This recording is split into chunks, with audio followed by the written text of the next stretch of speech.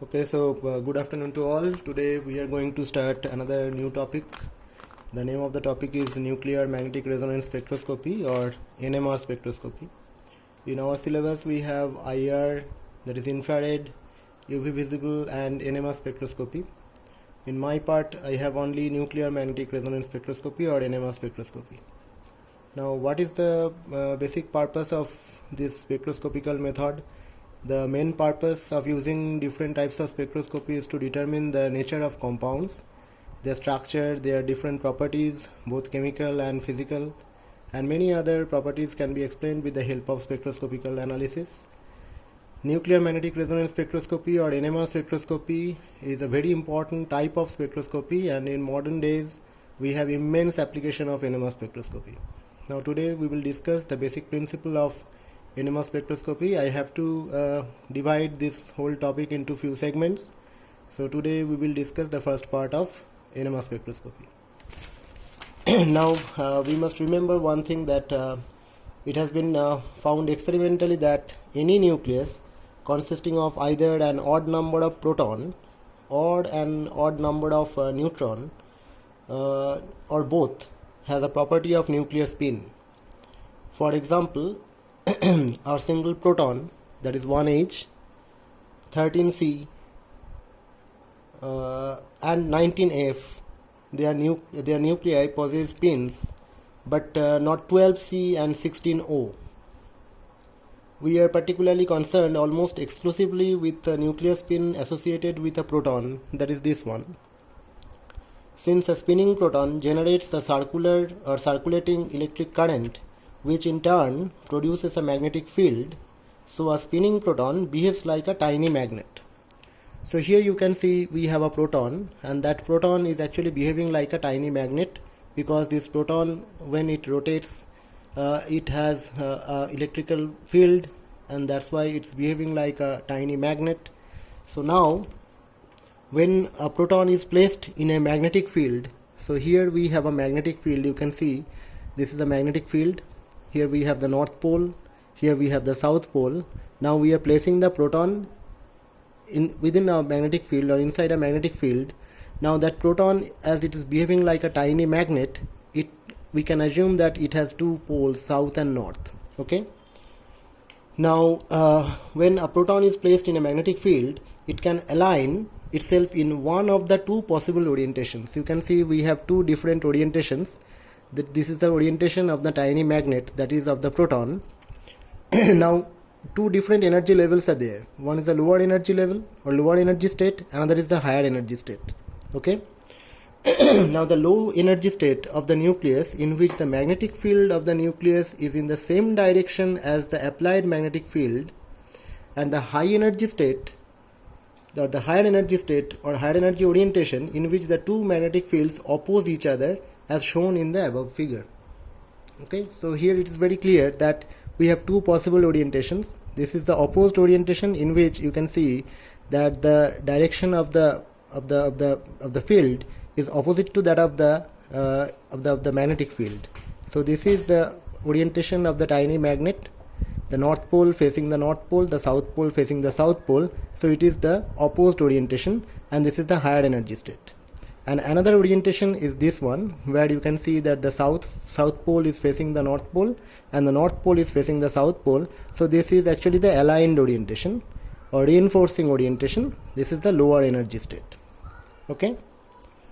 Now here you can see we have a diagram in which it's very clear that when before explaining this, I would like to say that if the spin quantum number of a proton is considered to be I, then we all know that the value of I is half or plus half.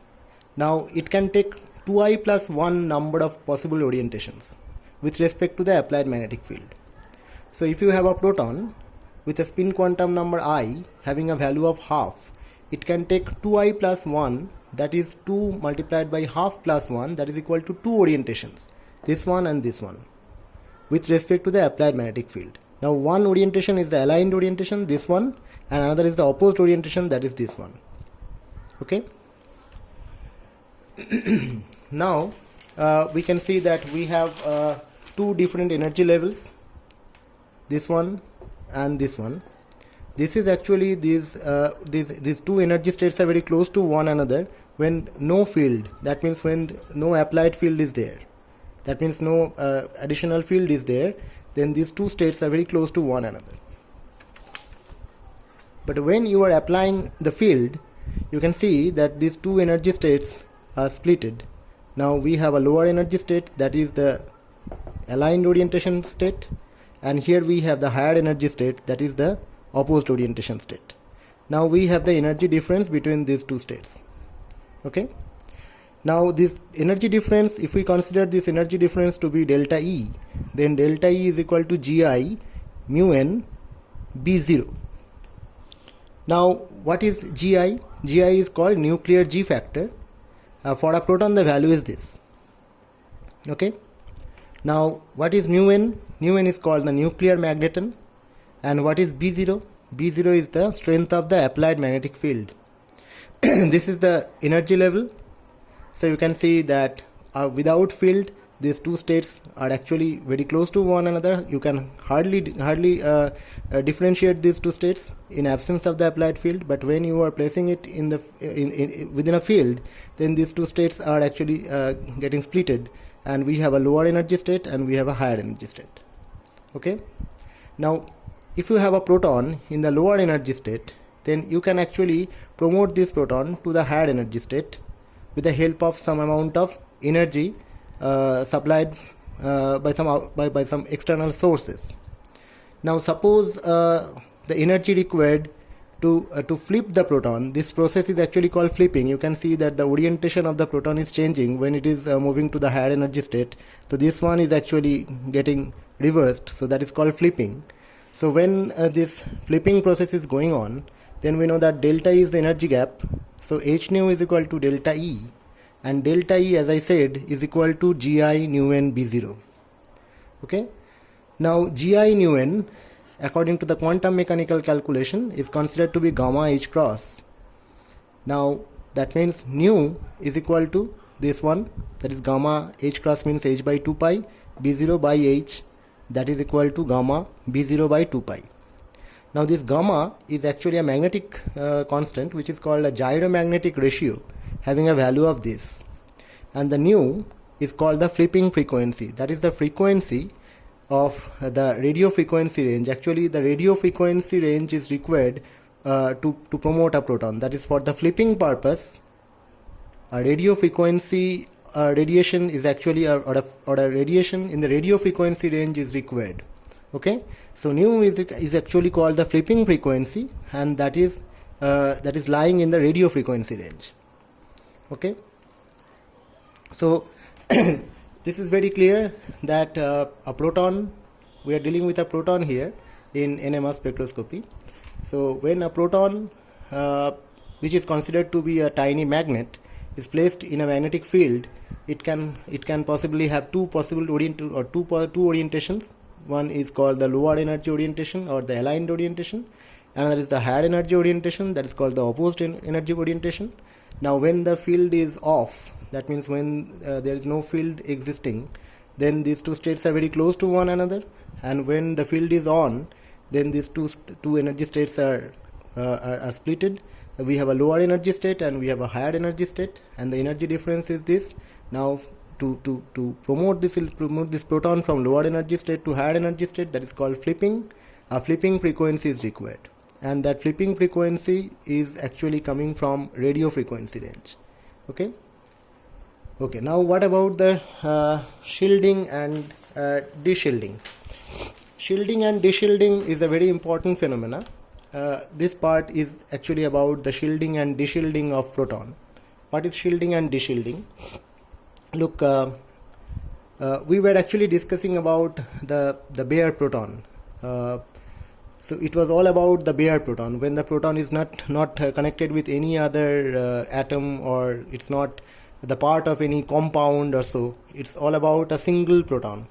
Okay, but when a bare proton is exposed to a radio frequency, the proton, its spin changes its orientation from this to this. That is, the spin flips from lower energy to higher energy level, but all protons do not change their spins at the same applied field. Remember one thing, that all protons might not change its spin in the same amount of applied field. Okay, so a field is required to flip the proton, right? Now the applied field may not be same for all type of protons. Okay, since their energy depends, or the energy of the proton depends on the chemical environment of the protons. That is, when you are not considering a bare proton, that means when the proton is connected with other atoms in a molecule or in a compound, then their environments will be different. Different types of protons are there. For example, we may have a methyl proton, we may have the amino proton, we may have the hydroxyl proton. So their environments are different. So for those protons, the flipping frequency required or the applied field required will be different. Okay. Now the electrons in the bond. Suppose if we consider the methyl proton, then we have a carbon-hydrogen bond. So in carbon-hydrogen bond we have electrons. If we consider the amino protons, we have the nitrogen-hydrogen bond. So there are electrons there. In hydroxyl proton we have the oxygen-hydrogen bond. So we have electrons there. So the electrons in the bond close to the proton and the electrons in the neighboring bonds induce their own magnetic field. So actually the electrons are also in the motion, right? So electrons are also not static, they are also in motion. Therefore they have their own magnetic field. So proton is behaving like a tiny magnet, that's okay, but the electrons associated with the bonds, they have their own magnetic field as well. Now that particular magnetic field may be working in the same direction of the applied field. That is, if the applied field direction is this. Okay, now this is actually the lower energy state, this is the higher energy state. These two states are there. Now for the flipping of the proton, suppose the required field is this amount of field must be applied to flip a proton. Okay, now as I said that the neighboring electrons, they are producing they are having their own applied or own magnetic field. Actually they have their own magnetic field, and that their own magnetic field might be working in the same direction of the applied field, or it may work in the opposite direction of the applied magnetic field. Now we have two different situations. Suppose this is a case where for a flipping of a proton, this is the required field. This amount of field is required to flip a proton. Okay. Now if you find that the induced field, that is the field produced by the neighboring electrons, they are working in the same direction. Suppose this small amount of magnetic field is actually called the induced field produced by the neighboring electrons. They are working in the same direction to the required field. Then the applied field needed for flipping a proton will be just this, because they are reinforcing one another. So applied field, this amount of applied field will be added to the induced field and the required field will be achieved, right? So in this case you can see that lesser amount of applied field is required to flip a proton. So when the induced field, that means the field produced by the neighboring electrons or neighboring bond electrons, they are working in the same direction of the required of the applied field or the required field, then the applied field required will be less.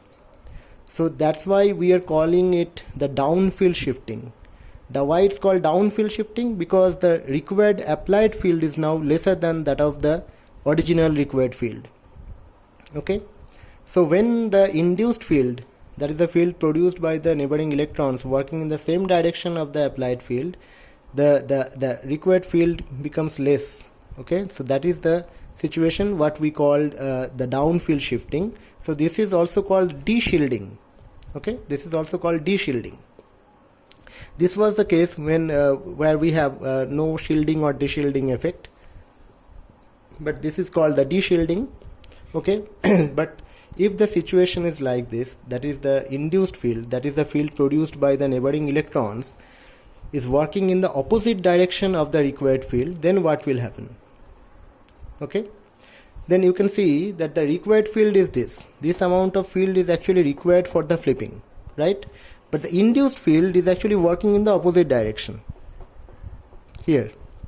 So if it is working in the opposite direction, then what would be the required applied field. What would be the required applied field? Now this is the required applied field, you can see, because